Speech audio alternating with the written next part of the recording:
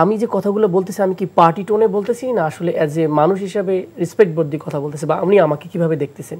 তাহলে আমাদের সামাজিক দেখার লেন্সটার সমস্যা হয়ে গেছে। Always we see everything from the political perspective. সব কিছুকে পার্টি দৃষ্টিকোণ থেকে দেখার বাইরে মানুষ হিসেবে দেখা উচিত যে আমি যদি এই জায়গায় কষ্ট পাইতাম উনি কীরকম পাইতো আর কি। এইরকম দেখলে হয়তো অনেক জায়গায় আমরা আরও সংবেদনশীল হতে পারতাম।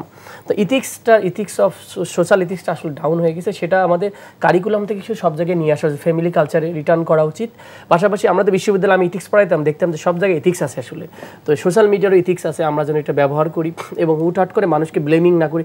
ইভেন আমরা আল্লাহ সূরা হুজরাত, সবচেয়ে সামাজিক সূরা আছে সূরা হুজরাত, যে কারো সম্পর্কে শোনা মাত্রই তুমি এটাকে স্প্রেড করবা না, জিনিসটা ফেক না right, you should recheck it first. না হলে এটা কিন্তু বিশাল একটা কবিরা গুনাহ হয়ে যায়। ধর্মীয়ভাবে কিন্তু একটা কবিরা গুনাহ, মানুষের একটা জিনিস অন্যায়ভাবে মানে আমার একটা প্রশ্ন আপনার কাছে আছে। আপনি খুব গুরুত্বপূর্ণ একটা পয়েন্ট বলছেন যে ইথিক্স।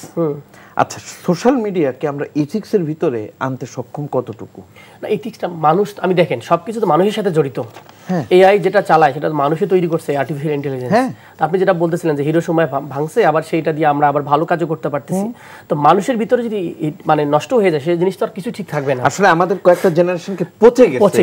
ডেফিনেটলি আমি আপনাদের বলছি এই সোসাইটিটা আসলে নষ্টর দিকে চলে যাচ্ছে। মেইন জায়গায় রুটে হিট করতে হবে। মানুষকে সম্মান দিতে পারতেছি না। এক্স্যাক্টলি, মানে মানুষকে সম্মান দিতে হবে। কারণ হলো যে প্রত্যেকে মানে তাদের নিজস্ব একটা ফ্যামিলি আছে, পরিবার আছে, সে তার বাচ্চা আছে, মেয়ে আছে।